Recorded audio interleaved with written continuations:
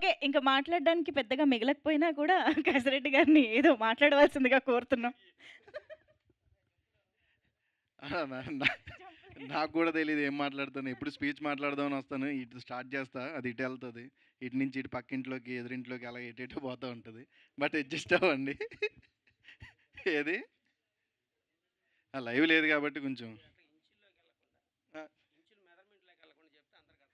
Okay. ఆహ్, అందరికీ చాలా చాలా థాంక్స్ అండి. మీడియా మిత్రులకి, ఇక్కడ మమ్మల్ని ఎంకరేజ్ చేయడానికి వచ్చినోళ్ళందరికీ కూడా చాలా చాలా థాంక్స్. సక్సెస్ మీట్ పెట్టుకునేదాకా తీసుకొచ్చారంటే ఖచ్చితంగా మేము సక్సెస్ అయ్యామని అనుకుంటున్నాం. ఎందుకంటే రీసెంట్ టైమ్స్‌లో జనాలు థియేటర్‌కి రావడమే చాలా కష్టంగా ఉన్న టైంలో ఆహ్, మేము ధైర్యం చేసి థియేటర్‌కొచ్చాం. మమ్మల్ని జనాలు ఆదరించారు. చేసినోళ్ళందరూ కూడా చాలా చాలా బాగుంది, చాలా చాలా బాగుందని చెప్తున్నారు. అందరికీ చాలా చాలా థాంక్స్ అండి. అండ్ సారీ సార్, నాకు ఆ రోజు ప్రీ రిలీజ్ ఈవెంట్ కుదరలేదు. నేను చాలా ట్రై చేశా. ఇరుముడి షూట్ ఉండడం వల్ల రావడానికి అవ్వలేదు. అండ్ నాకు ఈ సినిమాలో ఫస్ట్ నన్ను రిఫర్ చేసినందుకు డైరెక్టర్ గారి కంటే ఫస్ట్ ప్రొడ్యూసర్ గారికి చాలా చాలా థ్యాంక్స్ సార్. నన్ను నమ్మి క్యారెక్టర్ కసిరెడ్డి గారు చేస్తే బాగుంటుందని చెప్పి నన్ను ఇక్కడ దాకా మీతో పాటు తీసుకొచ్చినందుకు చాలా చాలా thank you so much sir. And Pawan Kalyan దా పాపం డే వన్ నుంచి కూడా అన్న జనాలు ఎలా యాక్సెప్ట్ చేస్తారో ఏంటో తెలీదు. అంటే ఒక భయం ఉంటుంది కదండి బేసిక్గా. ఇప్పుడు బయట ప్రొడ్యూసర్ అయితే వేరు.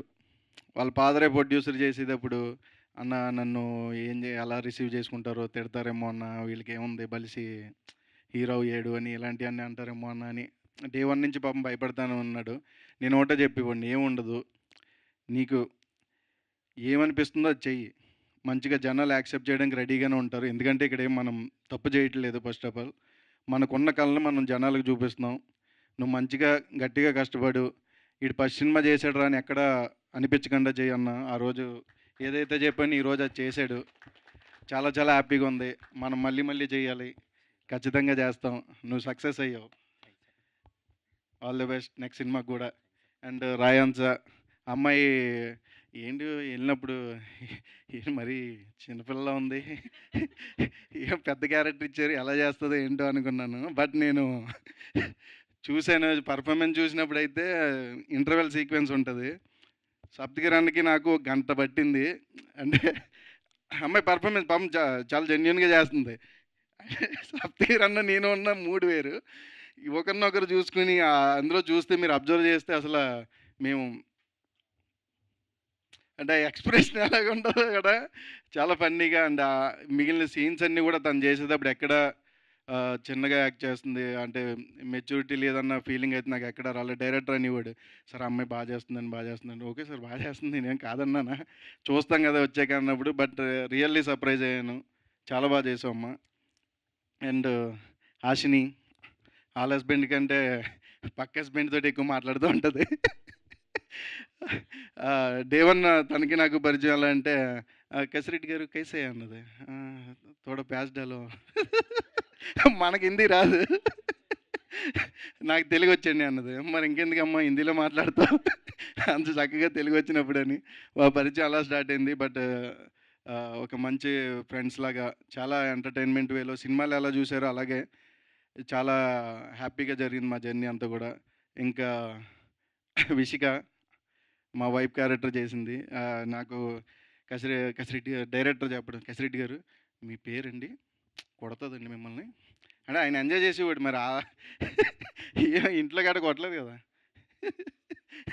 ఆయన నెక్స్ట్ లెవెల్ ఎంజాయ్ చేసేవారు. అలాగే పాపం తను కొట్టేమో అంటే కొన్ని సీక్వెన్స్లు ఉంటాయి కదా, మ్యాన్ హ్యాండ్లింగ్ చేసేవన్నీ కూడా పాపం తను భయపడి అంటే కొంచెం మనం ఏదో తనకంటే మ్యాన్ హ్యాండ్లింగ్ అంటే అది కదరా. ఒరే ఉమెన్ హ్యాండ్లింగ్ కాదు, మ్యాన్ హ్యాండ్లింగే. అమ్మాయి మ్యాన్నే కదా కొడుతుంది. కరెక్ట్గా చెప్పానా?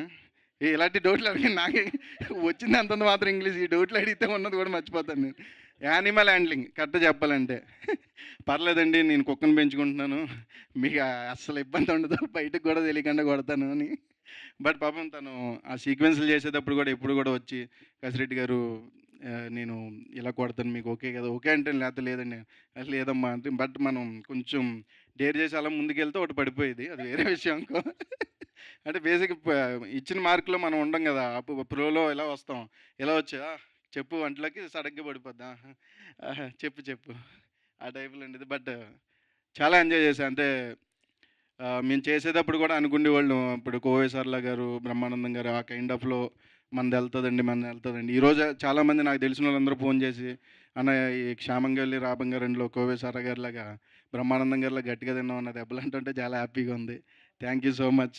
హ్మ్. గోడ పగిలిపోయేంత. అది చెప్పుకోకూడదులేండి. అండ్ మా డైరెక్టర్ గారు, నాకు 'వీరు' గారు 2022 నుంచి తెలుసు. వేరే వాళ్ళ ద్వారా నాకు పరిచయం అయినప్పుడు ఈ కథ చెప్పారు. "సార్ ఇలా చూస్తున్నానండి. ఫస్ట్ మీకే చెప్తున్నాను ఈ కథ. ఈలోపు నేను ప్రొడ్యూసర్‌ని వెతుక్కొని మంచిగా నాకు దొరికినప్పుడు మాత్రం ఖచ్చితంగా మీరు చేయాలండి" అన్నారు. బట్ అది చెప్పేసి చాలామంది వెళ్ళిపోతారు. బట్ గుర్తుపెట్టుకుని క్యారెక్టర్ ఇవ్వడం అనేది చాలా తక్కువ మంది ఉంటారు sir. Thank you so much sir. ఈరోజు 'పురుషాహ' సక్సెస్ మీట్‌లో ఒక పురుషుడిగా తలెత్తుకుంటే స్టేజ్‌లో నిలబెట్టినందుకు చాలా చాలా థాంక్స్ సార్. అండ్ మా సతీష్ గారు, డీఓపీ గారు. ఆయన ఎప్పుడు గూడా నేను ఫస్ట్ నుంచి నాకు పరిచయం అయిన దగ్గర నుంచి ఒకటే ఆయన. నేను చాలా తక్కువ మందిని చూసాను సార్ అలాగా.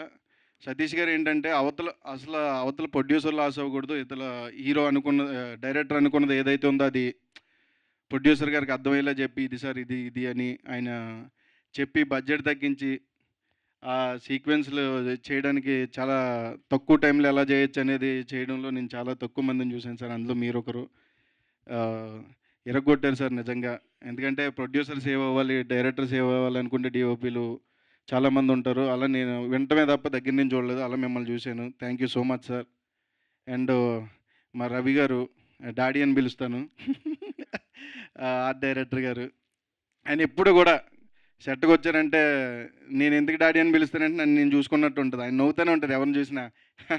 హాయ్ అండి. బాగున్నారా? హాయ్. అని అలా తక్కువ మంది ఉంటారు. నాకదే చెప్తారు అందరూ. నాకు చెప్పేది నేను ఎవరికైనా చెప్పడానికి ఉంటదా అని అనుకునేవాడిని. బట్ ఈరోజు చెప్తున్నానంటే నిజంగా నాకు చాలా హ్యాపీగా ఉంది. ఎందుకంటే అలా పాజిటివ్‌గా చాలా తక్కువ మంది ఉంటారండి. మీరు మాత్రం అలాగుండండి ఎప్పుడు.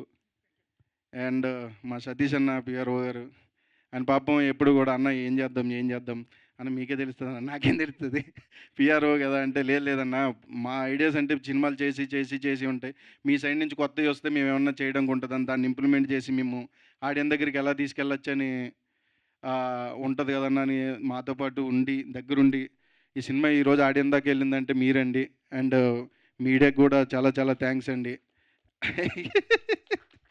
అండ్ అందరికీ చాలా చాలా థ్యాంక్స్ అండి. ప్రొడక్షన్ వాళ్ళకి అండ్ మా ఏడీస్‌కి అందరికీ గూడా. తొందరలోనే డైరెక్టర్లు అవ్వండి ఏడీస్. మళ్ళీ నన్ను పెట్టుకోండి మంచిగా సినిమా చేద్దాం. And thank you so much. Director కంటే తక్కువే మాట్లాడదామని వచ్చాను. సో, మాట్లాడాను అనుకుంటున్నాను. థ్యాంక్ యూ సో మచ్ అండి అందరికీ. Thank you. సారీ అండి నేను ఒకరిని మర్చిపోయాను.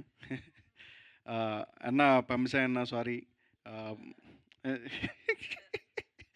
ఆహ్, ఈ సినిమాలో పంపిసాయి అన్న సీక్వెన్స్ వచ్చినప్పుడు మాత్రం నాకు అంటే స్పెషల్లీ నాకు చాలామంది కాల్ చేశారు.